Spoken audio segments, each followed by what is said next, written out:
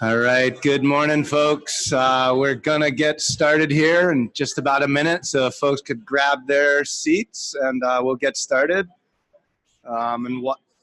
Perhaps while you're getting seated, I thought I might start out with a few choice renewable energy jokes to kind of break the ice and get started here.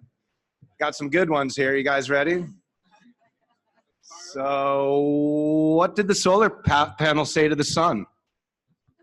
You're so conceited, I swear you act like the whole world revolves around you.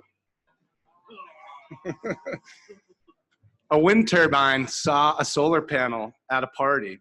He tilted in and shouted, "Hey, I'm a big fan." What's the best way to charge an EV battery? With a credit card. with a credit card. And finally, my favorite here. I made a pun about wind, but it blows. No, but in all seriousness, good morning, everybody, and welcome to REV 2019, or Rev It Up, Empowering the Energy Transition. My name is Chad Farrell. I'm with Encore Renewable Energy, and I serve on the board of directors of Renewable Energy Vermont. We have a terrific conference this year, highlighting many exciting developments in the climate and clean energy economies here in Vermont and beyond. There are countless exhibitors showing off key advancements in the renewable energy industry.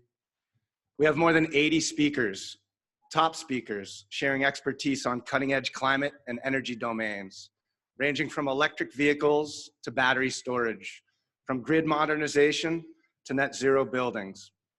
And of course, we have fantastic networking opportunities, highlighted by this evening's reception, where we can gather over some of the world's finest beer to exchange ideas, strategize around policy, and discuss mutually beneficial working arrangements as we talk about the latest technologies available, as we all look to bend the curve on climate change. And bend the curve we will, as we collectively work to make the transition away from centrally produced power sources of electrical generation powered by 19th and 20th century fossil fuels to one comprised of distributed network of locally generated sources of clean, future fuel cost-free renewable energy controlled by cutting-edge technologies that are advancing every day in our exciting field. However, while we celebrate innovation and forward thinking and share ideas and discuss best approaches to capitalizing on the economic opportunity in front of us, it is hard to look away from the climate crisis when it is staring us directly in the face. With record-breaking hurricanes, floods, heat waves, and wildfires. At the same time, runaway feedback loops are already underway in the rapidly warming Arctic.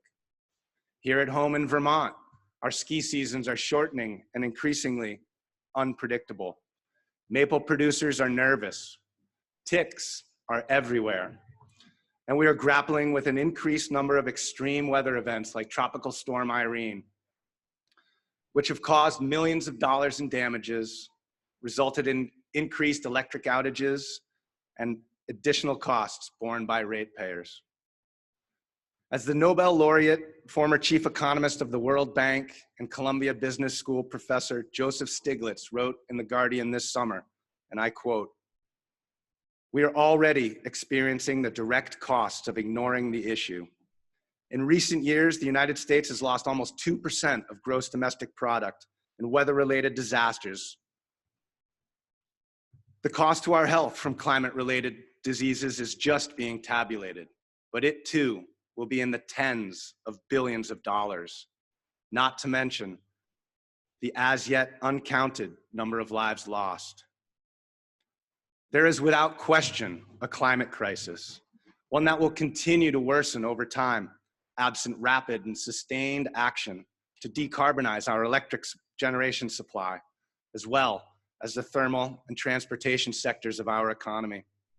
There is a real need for massive response to the climate crisis, as imagined under the Green New Deal, that will transform our society and move it beyond a 20th century manufacturing economy powered by fossil fuels, much like the original New Deal transformed the 20th century economy and moved us beyond the largely agrarian model of earlier centuries. And it is not hyperbole to suggest that the effort required in response to the climate emergency will be the greatest economic opportunity of the 21st century. We are already seeing that opportunity in motion, with the renewable energy responsible for nearly 17,000 or nearly 6% of all jobs here in Vermont, over 800,000 jobs in the United States, and over 11 million jobs globally. Last year, in 2018, $6.4 billion was invested in hydrocarbons globally versus $5.8 billion in renewable energy. That's a pretty tight race, especially when you consider that renewable energy generation represents approximately 25% of all energy generation resources.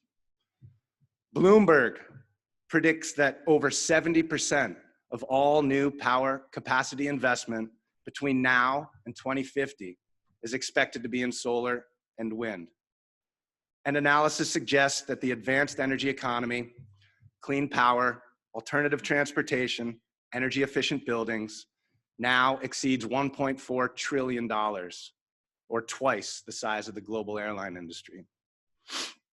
And finally, if you think that this energy transition is just for Democrats or environmentalists, then consider this quote from a Goldman Sachs natural resource executive in 2018.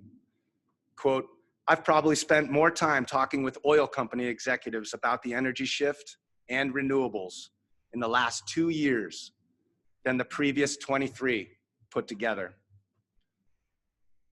But moving beyond the initial early successes of creating a bona fide market will not be easy. There will need to be investments made in new technologies and additional risk taken by entrepreneurs and financial providers. There will need to be radical collaboration.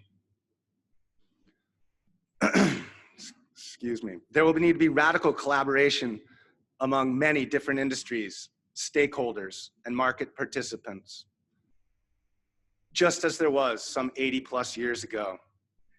We will need to convey and indeed prove to our friends in the greater business community and beyond that distributed forms of renewable energy generation, coupled with energy storage and software, will be the cheapest, most resilient form of electrical supply for our manufacturing sector, our schools, hospitals, and other critical institutions, as well as for our citizens, regardless of location, income, or political persuasion. And in the face of inaction at the national level, there will need to be real leadership at the local and state levels. Leadership by those who understand not only the urgency of the crisis, but also the economic opportunity that it represents for all citizens to increase their quality of life. We need to move Vermont back to its leadership position on renewable energy and climate-related issues. We need to push for 100% renewable energy by 2030. We need to more than double our in-state renewable generation requirements. We need to make massive investments into energy storage and control technologies. We need to incentivize and steer the market towards siting renewable energy generation projects where they are needed most, in locations proximal to load. We need to continue to harness financial innovation and secure lowest cost sources of capital so we can be as cost competitive as possible. And we need to reduce counterproductive and often outdated regulatory red tape to ensure that the meaningful investments that need to be made can be made. We in the renewable energy industry stand poised to address these challenges head on, with the understanding that technology, capital, and political will, buoyed by the youngest among us, is now firmly on our side. And if we get it right, we will create meaningful investment opportunities that will speak to significant job creation and a thriving sector of our economy. We will create a more durable and resilient grid. And by democratizing the energy system, we will create a more level playing field with economic opportunity for all. In short, While we have our work cut out for us, the future is indeed bright. We at Rev are looking forward to harnessing all of that ingenuity. And we at Rev are looking forward to a great conference here in the next 2 days and hope that you are as well. So let's rev it up and get after it. Thank you very much.